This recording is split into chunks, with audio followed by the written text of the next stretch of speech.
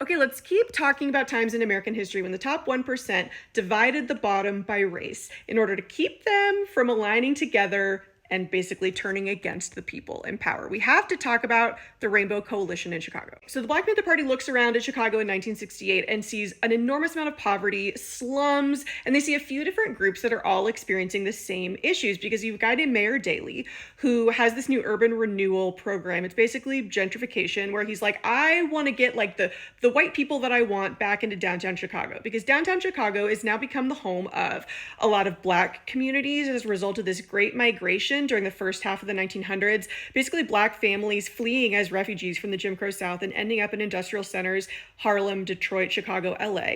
But you also have Puerto Rican immigrants ending up in Chicago for job opportunities, and you have poor white Appalachian, mostly young men, ending up in Chicago for the exact same reason. The Black Panther Party sees an opportunity. They're like, hey, listen, like we're all experiencing the same problem. We all don't want this kind of economic gentrification that's pushing us out. We want to get rid of the slumlords. We want all of this to be more fair. And so the Black Panthers send out one of their best organizers, Bobby Lee, whose real name is ironically Robert E. Lee III. They send him to start meeting with other groups like the Black Panther Party that represent these other groups of people, sends them to meet with the Young Lords, which started as a Puerto Rican street gang, but then being inspired by the Black Panther Party, the leader, Chacha Jimenez, transforms it into a social justice organization.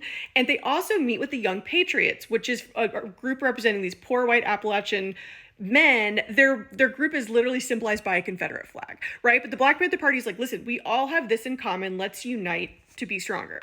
And it starts working, and it starts freaking out Mayor Daley and the powers that be. And so you should just look into the story of Fred Hampton to see what happens. Like literally the FBI, the CIA, COINTELPRO, they're infiltrating the Black Panther Party. They're like, they are getting too popular, too powerful. They kind of take down the Black Panther Party from within. But this seems like kind of a hopeless story. Like it ends and they sort of, this coalition collapses, but it doesn't, right? Because the after effects of this Rainbow Coalition, these groups still unite together to eventually elect Mayor Washington as the first Black mayor of Chicago. They eventually lead to people like Jesse Jackson, who forms his own kind of Rainbow Coalition. It all trickles down to where then you have all these groups and these opportunities and these movements in Chicago that allow for a young Black community organizer to come and learn. Of course, his name is Barack Obama. So remember that the activism that you're doing right now, the moves that you're making right now, they might seem small, they might seem doomed to fail, but you're always planting seeds. You might not be around to see